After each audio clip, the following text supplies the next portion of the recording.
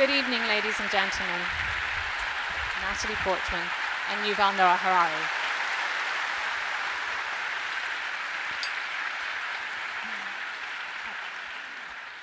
Thank you.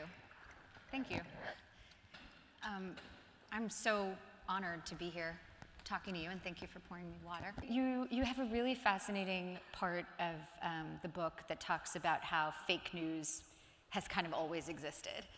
And I'm interested in how you think the sort of biblical fake news that you've sort of touched upon is different than today's, kind of intentional misinformation campaigns.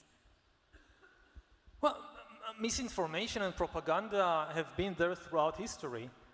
The means are different. Again, religion is an obvious place to go, and even religious people will agree that all religions, except one, are fake news. My religion is, of course, the truth. You go ask a Jew, then the Jew will tell you, yes, Judaism is the truth. But Christianity, all these stories about Jesus being the Son of God and rising from the dead, this is all fake news. Don't believe that. Then you go to the Christian priest, he will tell you, no. This is honest to God truth. But all these stories of the Muslims about Muhammad being visited by the Archangel Gabriel and the Quran being dictated by God and all that, this is all fake news. And you ask the Muslim, he will say the same thing about Hinduism and so forth. And you don't really need the modern means of communication to spread fake news.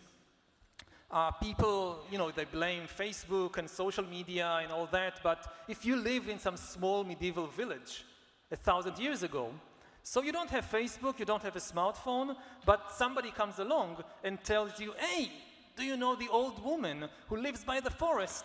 I just saw her flying on a broomstick.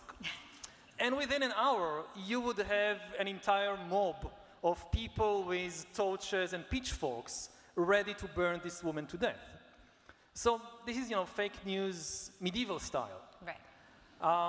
And so the means of spreading and creating the fake news change, but the phenomena has been there throughout human history.